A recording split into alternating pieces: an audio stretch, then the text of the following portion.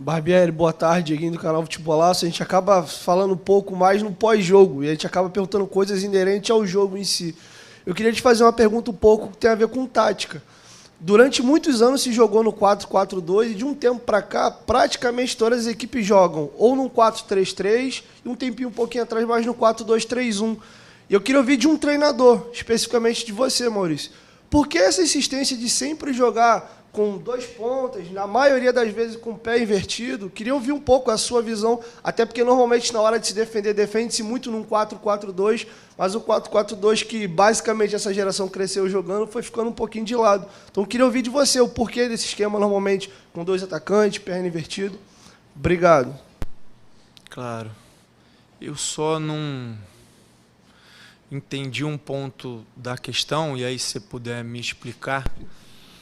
A insistência que você falou, você diz em relação às equipes de uma maneira geral ou a equipe do Vasco em si? O Vasco joga muito no 4-3-3, mas de uma maneira geral, a maioria das equipes jogam nesse esquema. A gente viu que o 4-4-2 ficou um pouco de lado. Queria ouvir a sua visão do porquê desse sistema e normalmente sempre com os pontas de perna invertida. Sim. É uma pergunta muito interessante, mas ela não é simples de responder porque eu vou na linha do que eu entendi da sua pergunta, tá? Porque mesmo o 4-4-2 ele tem muitas variações. Por mais que você dê um nome, você pode jogar num 4-4-2 com um losango, que é diferente de jogar num 4-4-2 com duas linhas de 4, que é diferente de jogar no 4-4-2 quadrado, que talvez seja mais a sua pergunta, que tem a ver mais com uma história do futebol brasileiro, mas vou colocar aí mais de uns 15 anos para trás, em que se jogava com dois volantes, dois meias por dentro, e o corredor muito para os laterais, e praticamente ninguém joga mais assim.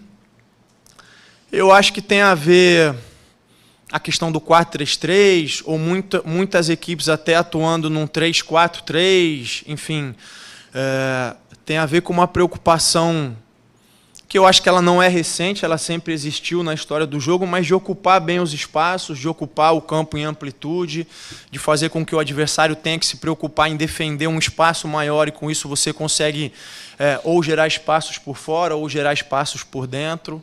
A questão dos pontas invertidos, eu acho que é porque quando eles conseguem fazer uma dobra com os laterais, você ganha o cruzamento de pé trocado por dentro, o cruzamento do pé bom do lateral por fora, e ganha a possibilidade de finalizar com o pé bom por dentro. Quando você joga com um ponta pé aberto que vai levar para o fundo e para cruzar, ele não tem tanta possibilidade de finalizar com a perna ruim, e você acaba tendo dois jogadores que vão cruzar com a mesma perna, o ponta e o lateral, né? A não ser que o lateral venha por dentro. Mas, de novo, isso eu estou falando de uma maneira geral, é preciso entender o contexto específico daquele elenco, as características. Tem jogadores que preferem jogar de perna invertida, tem jogadores que têm preferência por jogar com a perna boa. Eu acho que, na verdade, um dos desafios que existe no futebol, principalmente brasileiro, é que as equipes jogam de formas muito distintas, e mais até do que a plataforma de jogo, se é 4-3-3, 4-2-3-1, enfim, você tem equipes que defendem bloco baixo, tem equipes que te pressionam, tem equipes que alternam durante o jogo, você tem uma série de condições que tornam desafiador você desenvolver uma única fórmula para enfrentar todo mundo. É muito difícil fazer isso, né? A não ser que você seja uma equipe extremamente dominante, e é difícil de encontrar isso, até pelo equilíbrio que o futebol brasileiro tem, embora tenha equipes que financeiramente têm se destacado e tal, mas você tem um equilíbrio maior. Então, é isso. Difícil responder a sua pergunta de forma assertiva. Barbieri, boa tarde a todos. Flávio Vinick, do SBT. Eu queria que você falasse da estreia propriamente, né? O Vasco, depois de 2 anos, volta a jogar a Série A do Campeonato Brasileiro, e o primeiro jogo é logo contra um candidato ao título, fora de casa, né? Imagina o torcedor, quando olhou a tabela, depois vai voltar a encarar logo o Atlético Mineiro no Mineirão. Fala um pouco desse jogo e tudo que cerca esse retorno do Vasco à Série A. Eu acho que uma expectativa muito grande de todos, do torcedor, do clube, de nós como grupo.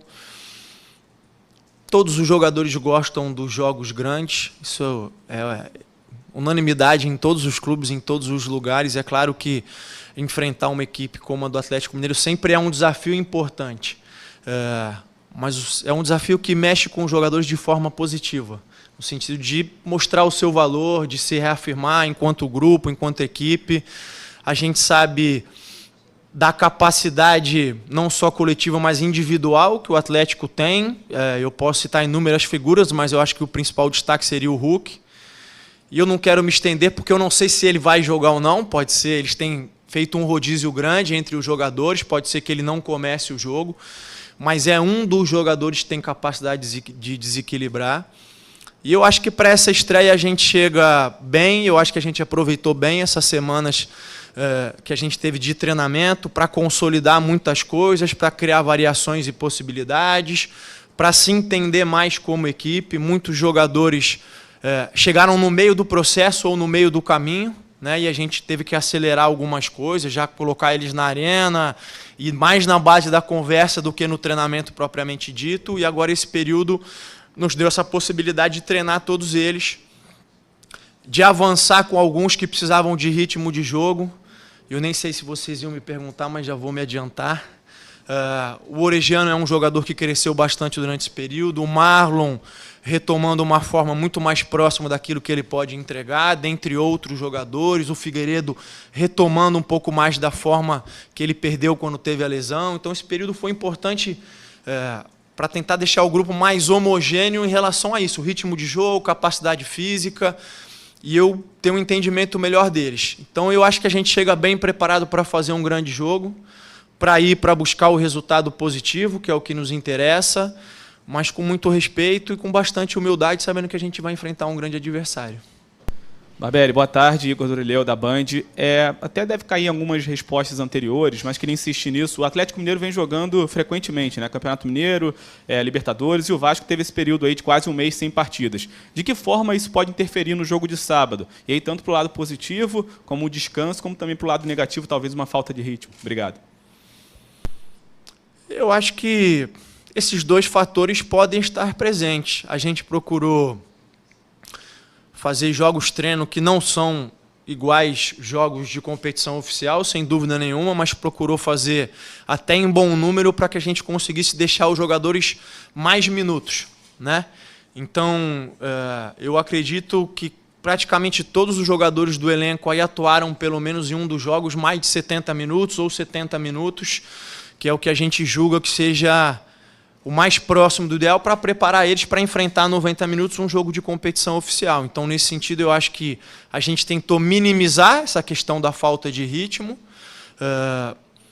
E a questão da sequência de jogos deles pode pesar negativamente no sentido de desgaste.